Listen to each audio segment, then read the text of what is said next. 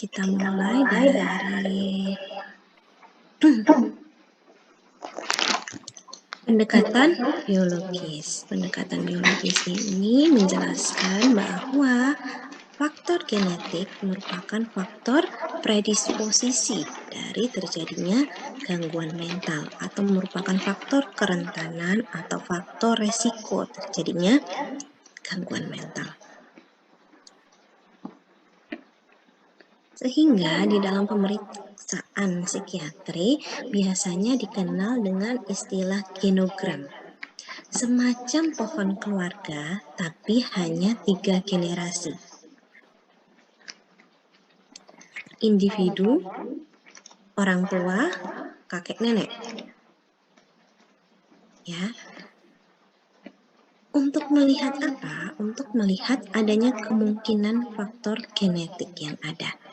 Karena bisa saja orang tua dari individu tersebut belum tentu mengalami gangguan mental, tapi dia sebagai gen pembawa, memiliki gen pembawa. Yang artinya kita bisa menelusuri di atasnya lagi. Ya. Atau misalnya orang tuanya enggak, tapi adik atau kakak dari ibu, adik atau kakak dari ayahnya. Ada salah satu juga yang mengalami gangguan mental. Dan gangguan mental ini tidak harus sama jenis gangguannya dengan individu tersebut.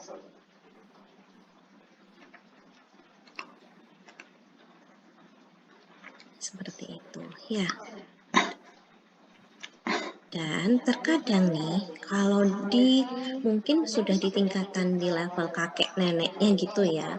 Di zaman dulu itu kan pemeriksaan terkait dengan gangguan mental ini individu jarang datang gitu ya untuk melakukan pemeriksaan tersebut gitu, sehingga yang terjadi kadang kurangnya pengetahuan mengenai gangguan mental dianggap sebagai perilaku yang masih bisalah diterima. Oh, paling dia hanya anak nakal aja. Oh, paling dia hanya kemasukan saja, seperti yang minggu lalu kita bahas, seperti itu. Sehingga tidak terdiagnosis gangguan mental. Sehingga pada turunannya yang tadi individu tersebut yang paling bawah, nggak ada kok faktor genetik. Karena tadi belum tidak terdiagnosis, padahal ada kemungkinan sebenarnya sudah masuk pada kriteria gangguan mental di generasi yang sebelumnya. Jelas ya? Lalu selanjutnya terkait dengan ketidakberfungsian otak dan juga sistem saraf. Berkaitan dengan hal ini, maka silakan untuk mengingat kembali materi di psikologi klinis, yaitu neuropsikologi. Di neuropsikologi kita sudah membahas mengenai bagian-bagian otak, dan apabila pada bagian otak tersebut mengalami permasalahan abnormalitas, maka dapat mempengaruhi pada perilaku individu. Permasalahan atau abnormalitas bisa disebabkan oleh berbagai macam penyebab. Bisa karena penyakit, bisa juga karena adanya trauma, misalnya karena adanya kecelakaan, lalu terbentur adanya kecelakaan, terus mengalami trauma dan berefek pada bagian otak tertentu, sehingga individu misalnya mengalami halusinasi, seperti itu. Dan selain itu juga bisa disebabkan misalnya pengaruh dari neurotransmitter.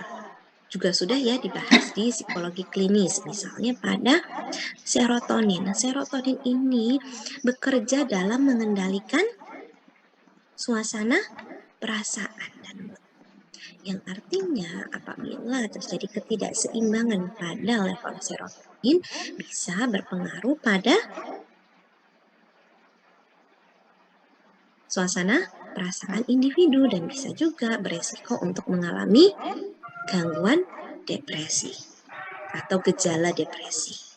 Itu salah satu contohnya.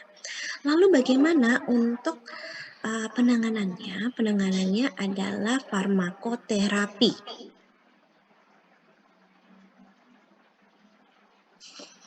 Ya, farmakoterapi. Nah, perlu diingat bahwa farmakoterapi yang dikonsumsi oleh individu tidak bisa menyembuhkan penyebab gangguan mental, tapi bisa memperbaiki simptomnya, mengendalikan simptom-simptom atau gejala-gejala dari gangguan mental tersebut.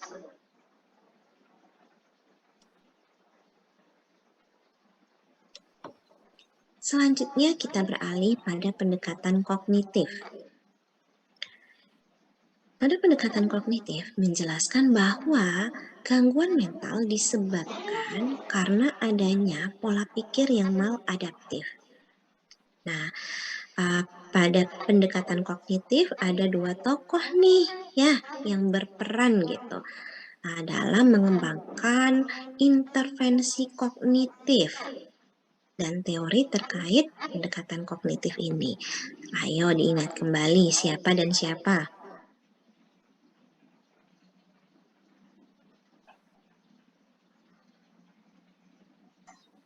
Ada yang masih mengingat?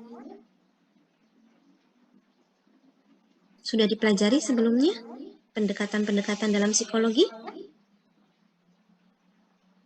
Sudah atau belum? Sudah. Apa aja, ada pendekatan apa aja dalam psikologi? Ayo.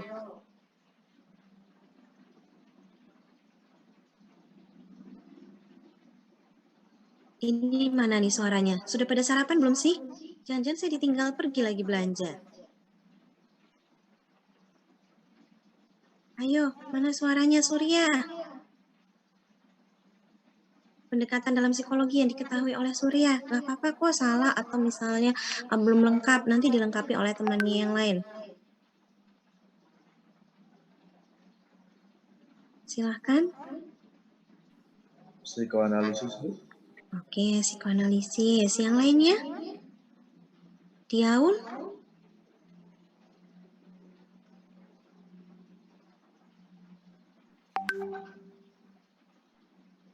Diaul? Saya lupa, Bu. Baik, gak apa-apa. Yang saat ini nih dipelajari di mata kuliah modifikasi perilaku sebenarnya turunan dari teori apa sih? Mata kuliah semester lalu? Teori belajar itu mempelajari tentang pendekatan apa?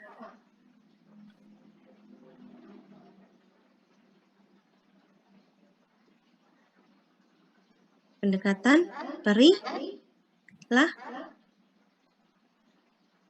apa dia? Perilaku. Iya, behavioristik. Terus Afika, yang diketahui apa lagi selain psikoanalisis? Humanistik mungkin, Bu. Oke, Raka, humanistik. Lalu selanjutnya Zanila.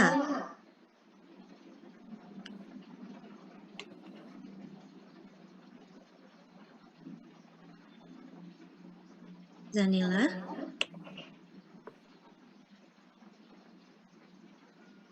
Iya, Bu. Iya. Apa Zanila? Tadi sudah ada yang menyebutkan pendekatan psikoanalisis, humanistik, perilaku. Kognitif, Bu. Ini kognitif sedang saya tampilkan.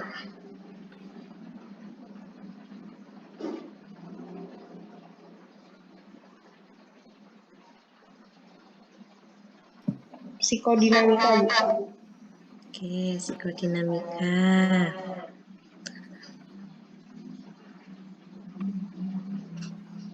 Oke, yang lainnya nanti ya, nunggu giliran.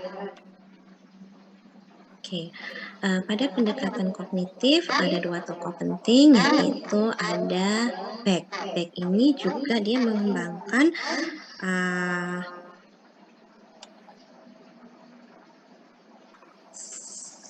assessment ya, pengukuran terkait dengan sebenarnya dia lebih ke screening untuk melihat apakah individu mengalami depresi atau tidak, seperti itu. Nah, yaitu Beck Depression Inventory. Nah, berdasarkan penjelasan dari Beck, yaitu individu yang mengalami gangguan mental disebabkan karena adanya distorsi kognitif mengenai suatu situasi atau peristiwa yang ada. Sedangkan untuk penanganannya dia mengembangkan terapi kognitif. Tokoh lainnya yaitu Alice.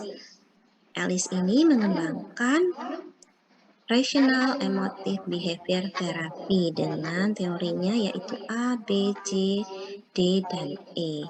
A ini ada A activating event, B adalah belief, dan C adalah konsekuensi.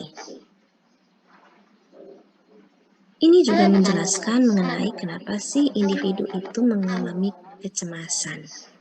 Oh, disebabkan karena adanya activating event. Misalnya nih, activating eventnya apa? Mau presentasi. Ya. Lalu B-nya apa?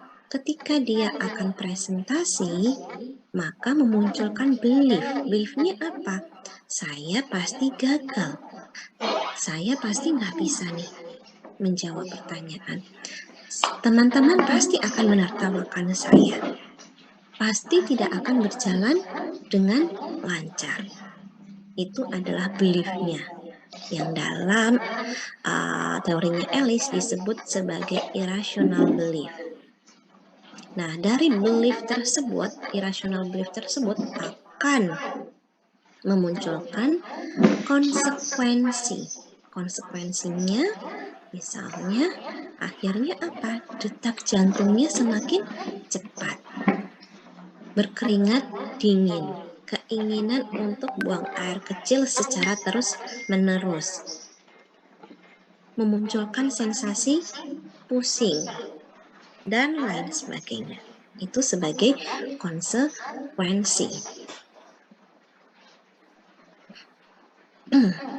Seperti itu. Jadi adanya irrational belief ya. Irrational belief ini juga banyak jenisnya.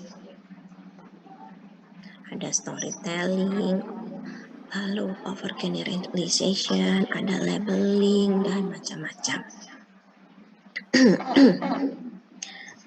Sehingga dalam penanganannya yang ditangani itu sasarannya pada A-nya, B-nya, atau C-nya menurut kalian? Silakan menanggapi. Izin menjawab, Bu. Silakan mungkin. Menurut saya bagian beliefnya, Bu. Betul sekali. Yang perlu ditangani terlebih dahulu sasarannya adalah pada bagian B-nya, beliefnya, irrational beliefnya terlebih dahulu. Diubah menjadi rational belief.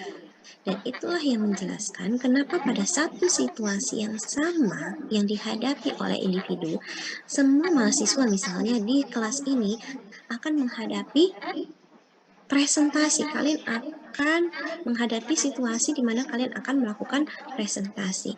Tapi tidak semua orang mengalami kecemasan. Tidak semua orang akan mengembangkan irrational belief terkait dengan presentasi. Seperti itu ya. Nah, untuk terapinya ada terapi kognitif, ada rational emotive behavior therapy, dan apabila dikombinasikan dengan pendekatan perilaku akan berarti merupakan kombinasi ya. Penjelasannya juga antara kognitif dan juga ditambahkan dengan permasalahan terkait dengan terjadinya gangguan mental berdasarkan pendekatan perilaku, yaitu adanya pola pikir yang maladaptif ditambah dengan adanya perilaku yang maladaptif akibat dari adanya pola pikir yang maladaptif tersebut. sehingga penanganannya menggunakan terapi kognitif perilaku atau yang biasa disebut dengan CBT, Cognitive Behavior Therapy. Selanjutnya ada psikodinamika.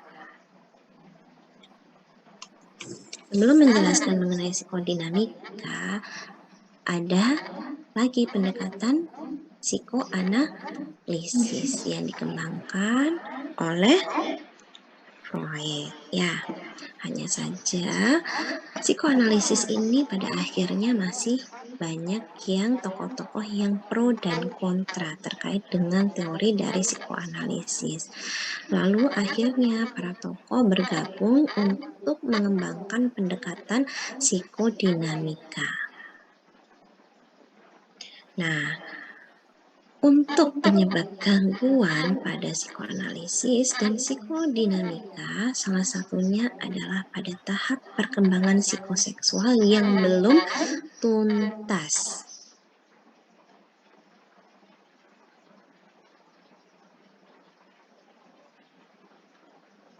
Misalnya nih, individu yang belum tuntas pada tahap oralnya, maka di kemudian hari dia bisa saja menjadi individu yang apa? Seperti apa kira-kira di kemudian harinya? Dia akan memiliki perilaku yang seperti apa? Suka mengkritik misalnya.